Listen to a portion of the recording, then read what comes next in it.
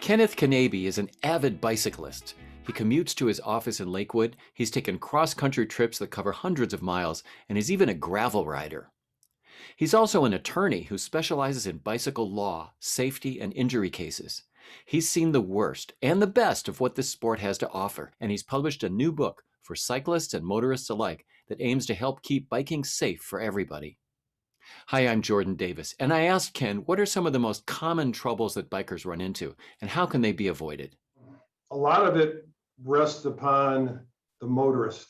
I mean, the motorist has to be aware of the cyclist, and the motorists have to avoid the cyclist. But also the cyclists have to have what we legally call the row, and that's the right of way. So in order for the cyclists to have the right of way, they have to be following the laws. So they have to be riding in the direction of traffic. They can't be running stop signs or red lights, and they have to follow their laws. And when they do, and if something untoward happens, like if they get hit, then the motorist is clearly at fault. But it's a two-edged sword. Motorists have to be way more aware of cyclists. You know, since the pandemic, we have way many more cyclists on the road. Now we have e-bikes. How has the landscape changed when we add e-bikes and scooters and micro mobility devices to the equation?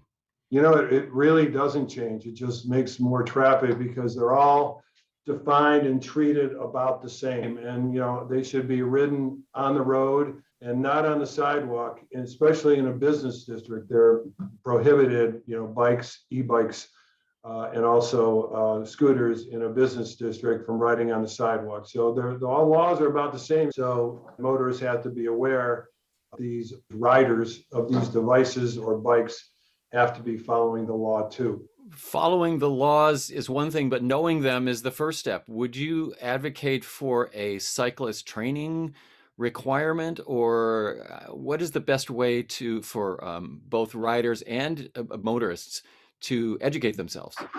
Well, that brings me back to why I wrote the book, Cycling Rights, because I see a gap in the education. You know, in driver's education, there's very little said about bicycles and bicycle law. And then there is no mandatory bicycle education. So that's why I wrote the book, to kind of fill in this gap of knowledge. But if you're a cyclist, you want to read my book, you want to join a bike club, you want to join Bike Cleveland, and you want to read about how to operate a bike safely. And if you're a motorist and you care, you also want to look at my book because it talks about why cyclists do what they do. And motorists need to be educated on, you know, cyclists. And the main thing that motorists need to know is cyclists have an absolute right to ride on the road. What frosts me is when they're in the metro parks and they're going 15, 20 miles an hour instead of on the bike path, and people yell at us and beep at us, they get on the bike path. Well, they don't know the law. It's share the road. In my book, I also talk about several different circumstances in Ohio on specific bike cases that are pretty interesting because you never know what's going to happen. You may be in the right, but the way you handle it might get you arrested and ticketed, and you're probably going to win in the end, but probably the best thing is to cooperate and not to let that happen. You serve on the Vision Zero Committee for the City of Cleveland, which aims to not just reduce, but eliminate all vehicular accidents, including for motorists. What can we do on the civic level that would make the most fastest difference in improving bike safety in the city? Well, we're doing exactly what we should do, and that's invoking Vision Zero legislation.